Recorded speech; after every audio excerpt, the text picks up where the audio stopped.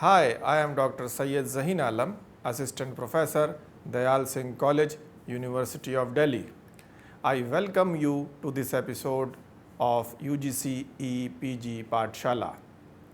In this episode, we are going to learn about nature and development of geomorphology, in which first we will discuss about the basic definitions of geomorphology, then organization of the subject matter and the relationship of geomorphology with other disciplines. Thereafter, we will discuss the historical development during the age of Hutton and Lyell in Europe and the founders of modern geomorphology in America. In the end, we will also see the recent trends in geomorphology and the strength, weakness and opportunities, likewise challenges in the geomorphology. Now, let us first understand the meaning of the term geomorphology. You may have been interested in geomorphology but without knowing it. Probably you have seen the mountains like Himalayas or the Juhu beach in Mumbai. In these places, you may have noticed that some processes are changing the landscape, although with varying intensity. Like for example, the present map exhibits that in India, if you visit from Kashmir to Kanyakumari or Jaisalmer to Arunachal Pradesh, you will find remarkable variation in the relief features. This may tempt you to question why it is like this. That is, why there is diversity in the relief feature of the Earth's surface. In the present module, we are going to take you on a journey of science of landscape that is known as geomorphology. But before that, let us see the place of geomorphology in geography. We know that physical geography is the base of geography. According to Stoller, physical geography unifies several branches of natural sciences for the purpose of understanding the relationship of man to his environment. We can also consider geomorphology as the base of physical geography. We know that geography is concerned to provide accurate, orderly, rational description of the variable character of the Earth's surface. The focus of geomorphology is also the surface of the Earth. Therefore, we can say that it is one of the most important branch of physical geography. A geomorphologist attempts to formulate answers to the questions like what is a landform, what makes one landform unique from another, how are different landforms associated with each other, are they arranged in sequential order, how do landforms evolve, how they may evolve in the future. Likewise, what is the significance of geomorphic knowledge for human society?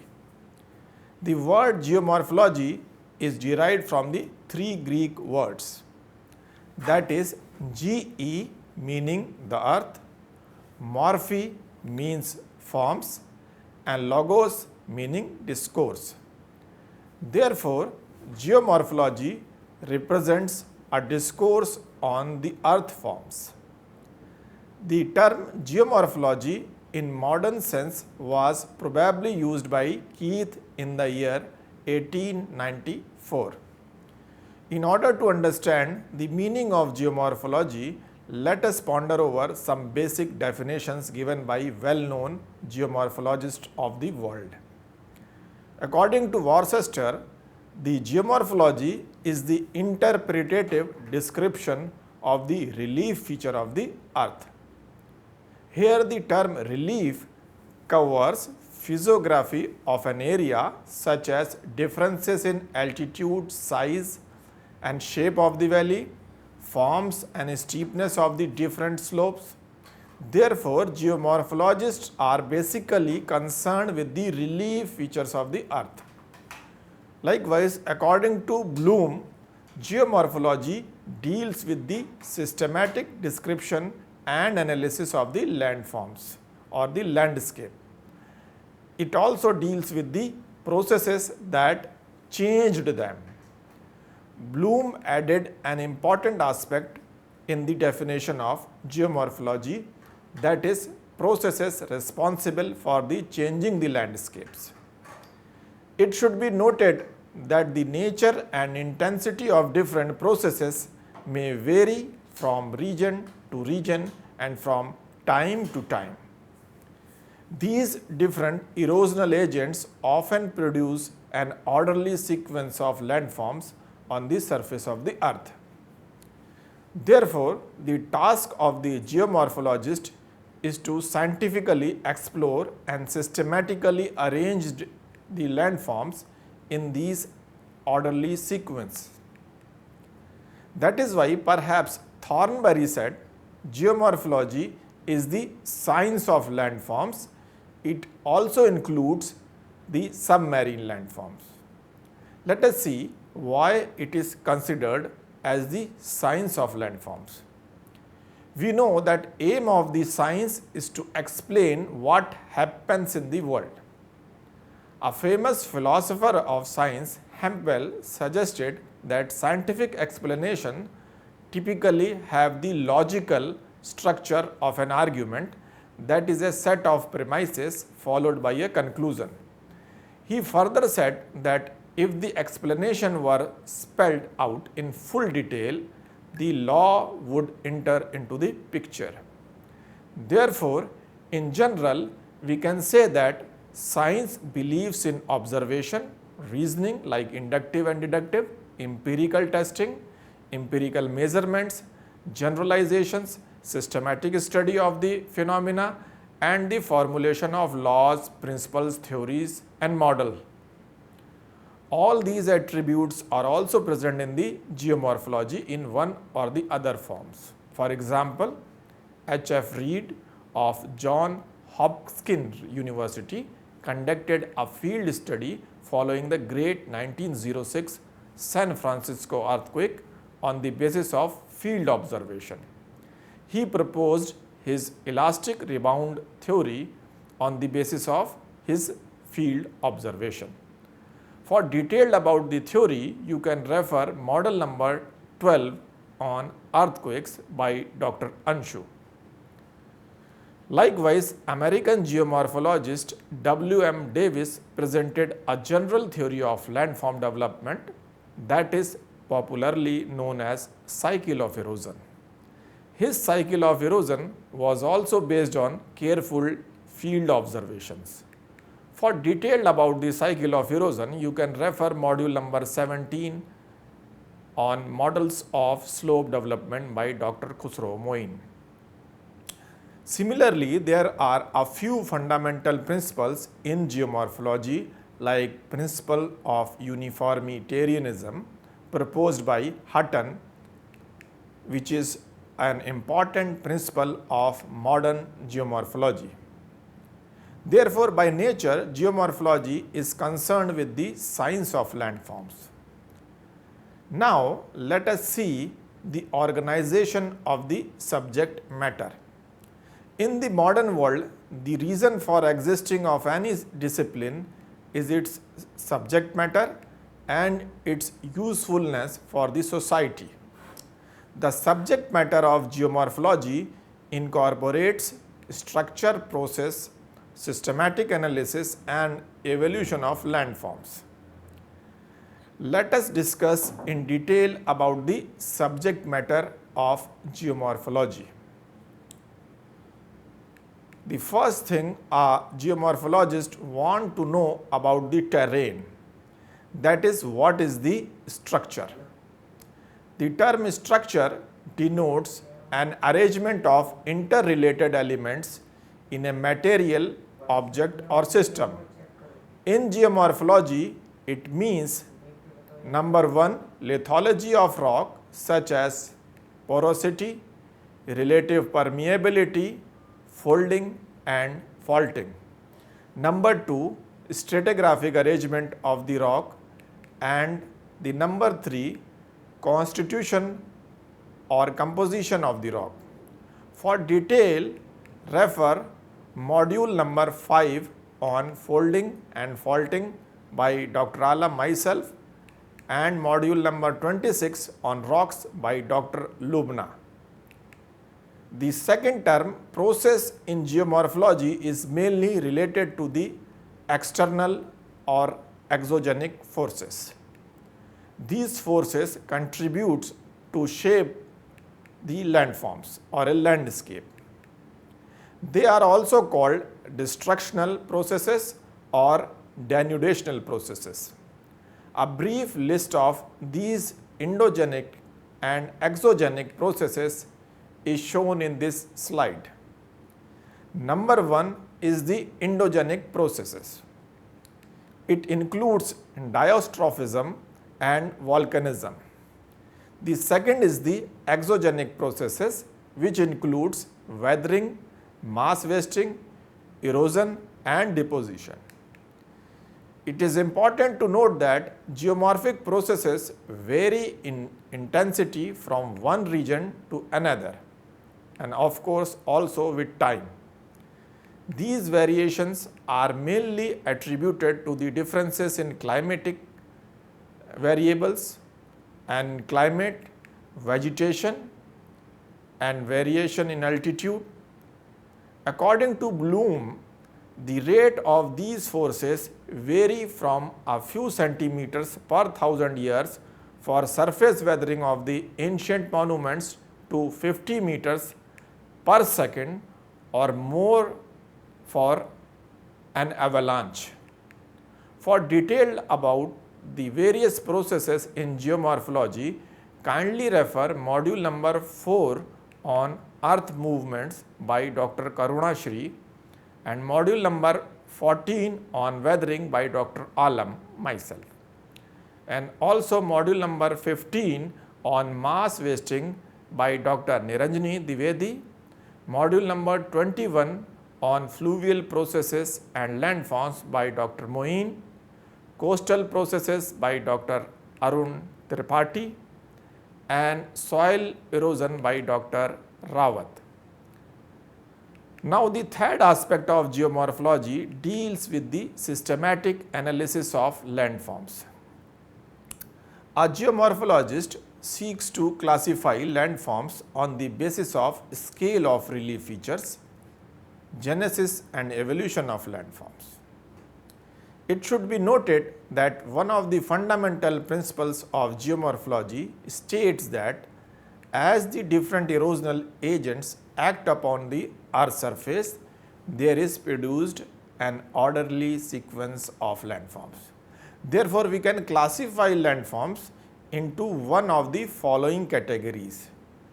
Number 1 is the generic classification of landforms. It means the description of entire group of landforms like mountain, plateau and plains. For example, Himalayan mountain ranges, Tibetan plateau and the northern plains in India are or can be categorized into these generic landforms category. The second is the genetic classification of landforms. It means classification of landform by dominant set of geomorphic processes. For example, tectonic landforms, fluvial landforms, karst landforms, aeolian landforms, coastal landforms and glacial landforms. For all these landforms, you can refer module number 10, 21, 24, 22, 25 and 23 respectively. Similarly, we can also classify the landforms on the basis of their scale and lifespan. For example, the present graph shows the systematic arrangement of landforms on the basis of their scale and lifespan. On x-axis, the aerial coverage of the landform is shown in square kilometers and on y-axis average lifespan of each landform is shown in years. For example, average lifespan of a pool, that is a small landform found in the floodplain, has a lifespan of around only 10 years. On the other hand, on top of the graph, the major drainage basins having almost entire group of landforms has a lifespan of more than 10 million years.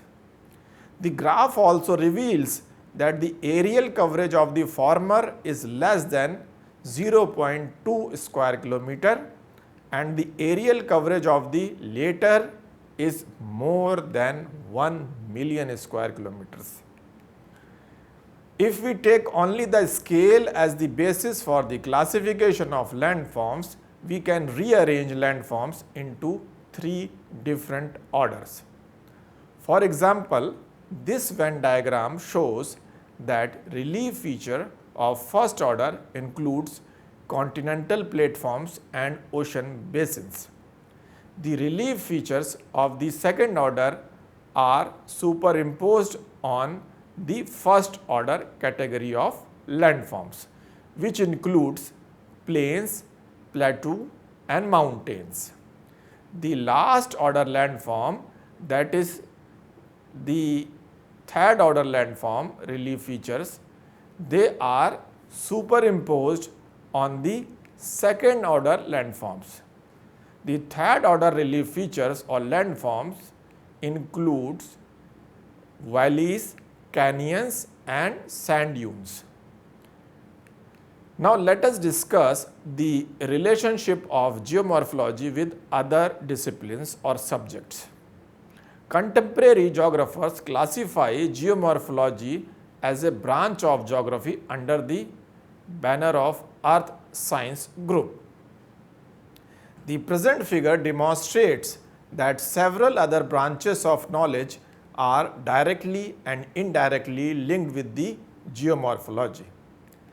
These allied disciplines are having a kind of mutual relationship with the geomorphology.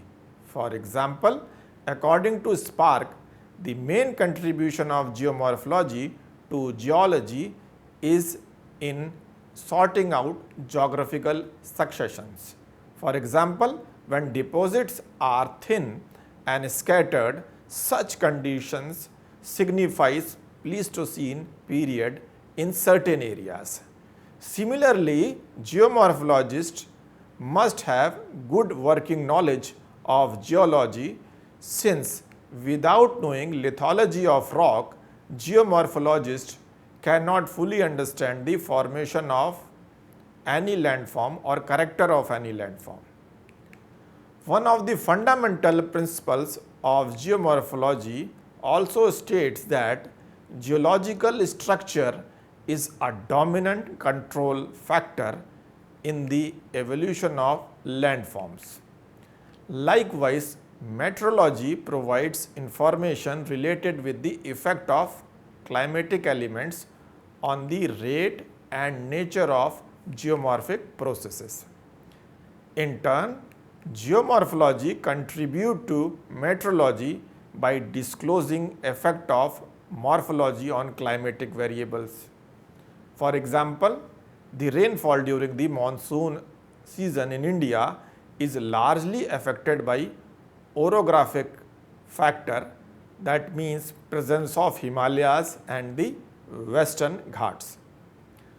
On the other hand, Thornberry has said an appreciation of world climates is necessary to have a proper understanding of the varying importance of different geomorphic processes.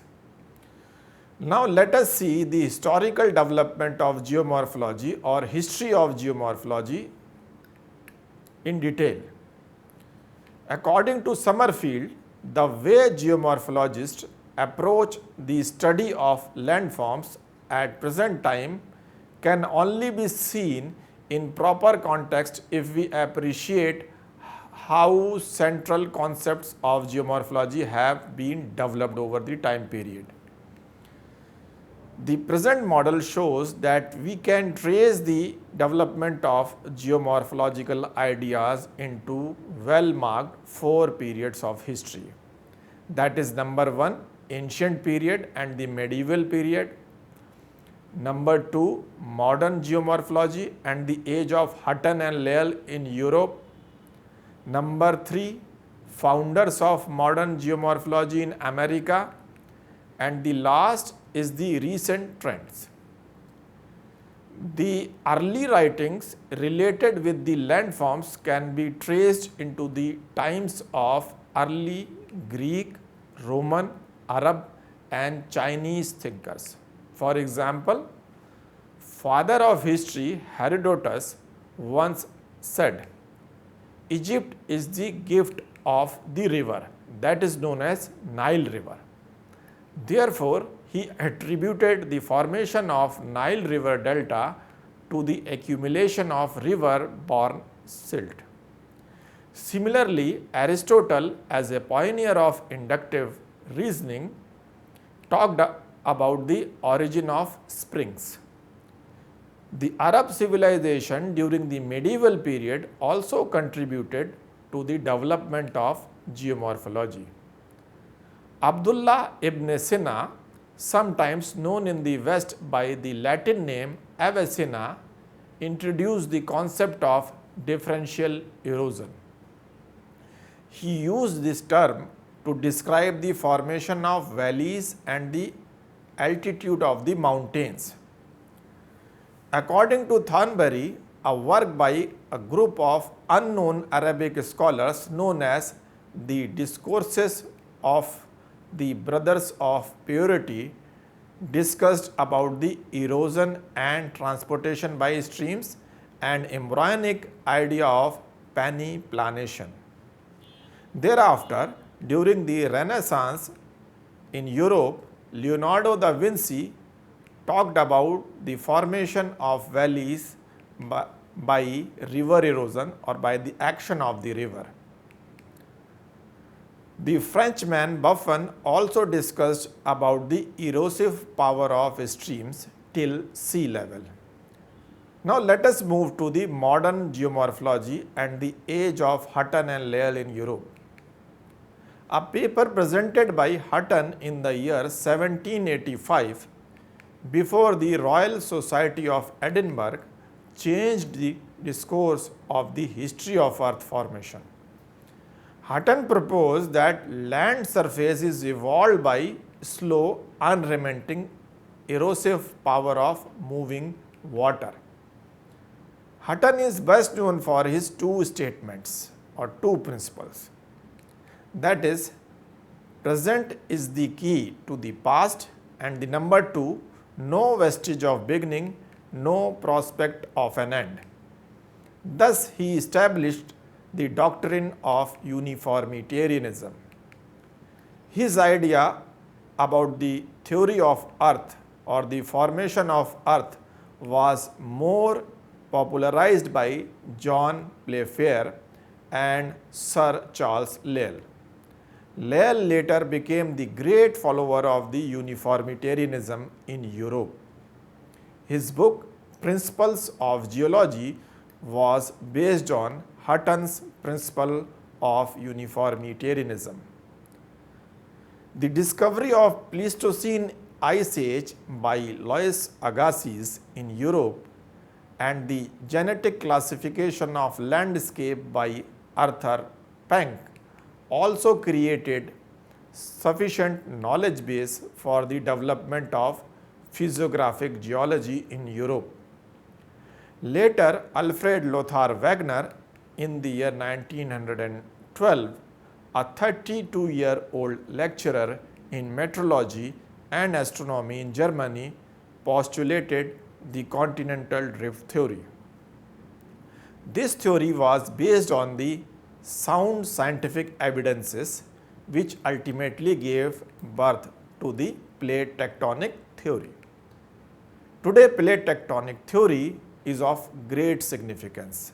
in understanding the global distribution of earthquakes, volcanoes, and identification of disaster-prone areas. We will also study the theory in detail in a separate module of the present geomorphology paper. Now let us recall founders of modern geomorphology in America. According to Thornberry, the period between 1875 to 1900 is considered as the heroic age in American geomorphology. The champions of this period were Major J. W. Powell and G. Gilbert and the C. E. Dutton. Powell is well known for the concept of base level, that is a level below which a dry land cannot be eroded. The present laws of landscape development are built around Gilbert's dynamic equilibrium mechanism. Gilbert also attempted to develop a quantitative approach in geomorphology. The purpose of his quantitative approach was to explain the relationship between stream load, stream volume or volume of the water, and velocity of water vis-a-vis gradient factor. Dutton applied the concept of base level to analyze the grade denudation in Colorado Plateau area in United States of America. Later, W. M. Davis, associated with Harvard University, quickly grasped the idea of base level given by Powell, grade denudation by Dutton, and quantitative approach proposed by Gilbert. On the basis of their ideas, Davis proposed the cycle of erosion, in which he described the evolution of landforms in terms of structure, process, and time. It should be noted that W. M. Davis' theory was extremely popular in geomorphology for a long time, but it was ultimately superseded by new data sets and the development of plate tectonic theory.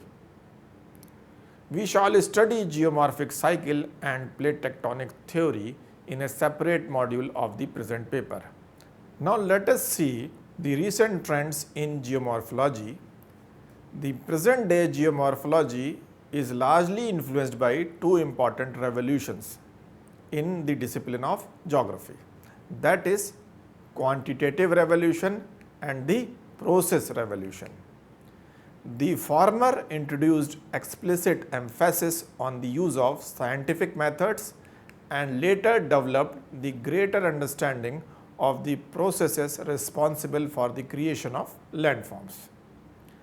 The measurement, monitoring, analysis and modeling of the formative processes have become integral part of the present day geomorphology.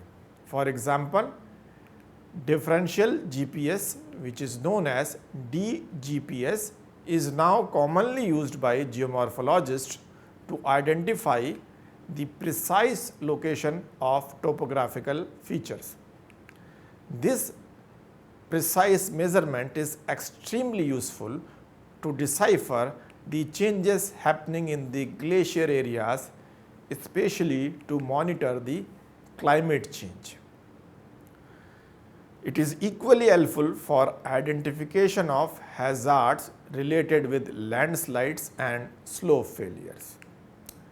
The ground-based light detection and ranging, or that is known as LIDAR, is another instrument to identify precise location of the third order landforms, which we have already discussed. This instrument is especially useful in the inaccessible areas. The modern day sensitive instrument can even track the relative movement of different plates, glaciers and the lava flow in volcanic region. The high resolution satellite imageries computer-aided cartography, electronic distance measurement, global positioning system, that means GPS, and GIS softwares have immensely contributed to the development of new specialized branch of geomorphology, that is geomorphometry.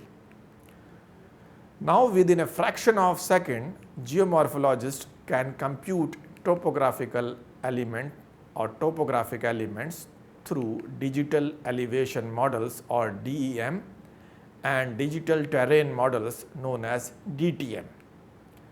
Similarly, the freely available Google Earth satellite imageries have given new tool to explore the inaccessible parts of the world. Now, a volcanologist can virtually explore the active volcano through the near real-time satellite imageries. For example, the present imagery is showing an aerial view of a crater at the summit of Mount St. Helens, situated in United States of America.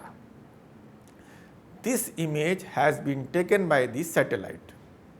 Similarly, a huge data on the quantities of sediments found in deep sea basins by Integrated Ocean Drilling Project has lured several young researchers to go deep into the field of geomorphology or specifically oceanography. The drilling projects have also contributed to the applied geomorphology. For example, identification of oil exploration sites require application of geomorphic knowledge. The use of geomorphic knowledge to find answers to the problems faced by human beings is called applied geomorphology. For example, geomorphic knowledge is prerequisite for managing and preventing natural hazards, land resource planning, environmental impact assessment, site suitability analysis for house, industry and dams.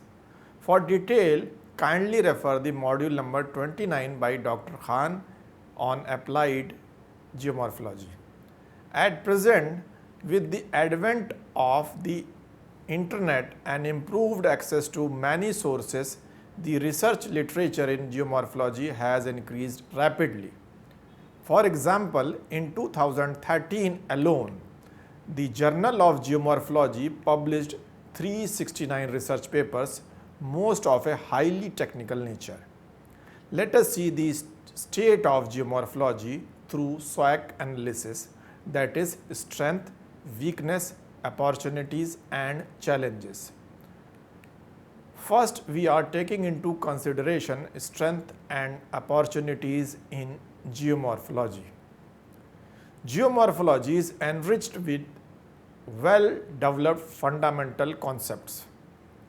There is no dearth of books or literature related with geomorphology.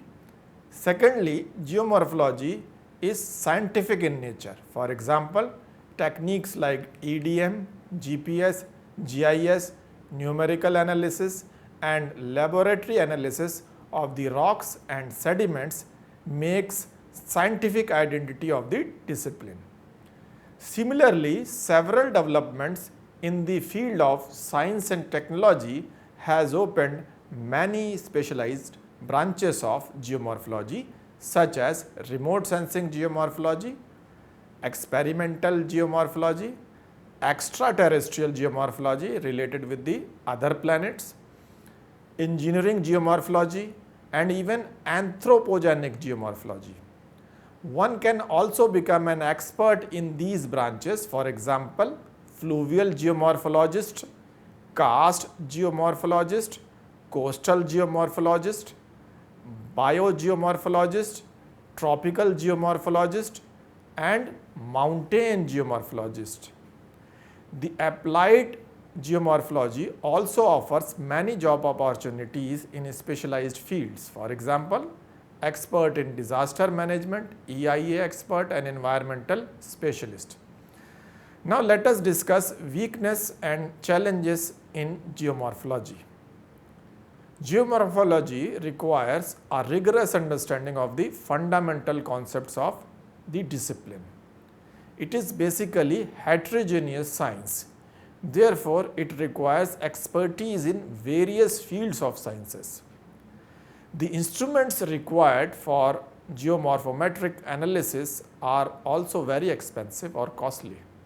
Therefore, the field work is especially expensive. It is also sad to note that geomorphology has also not captured the interest of general public except in case of random news events related to the volcanic eruption and earthquakes. Recent massive 7.9 magnitude shallow focus Nepal earthquake, which occurred on 25th of April of 2015, has shocked the world. It claimed the life of more than 9,000 people in our neighboring country, which is one of the worst in Nepal's history. The Nepal is still coping with the aftermath of the earthquake. Therefore, geomorphic literacy is extremely important, not only to understand the phenomena of earthquake, but also for the disaster management. We will also study in detail about the earthquakes and geomorphic hazards in different module of the present geomorphology paper. So that is all for today. I hope you have enjoyed the episode and found it useful. Thanks for visiting and watching. Goodbye.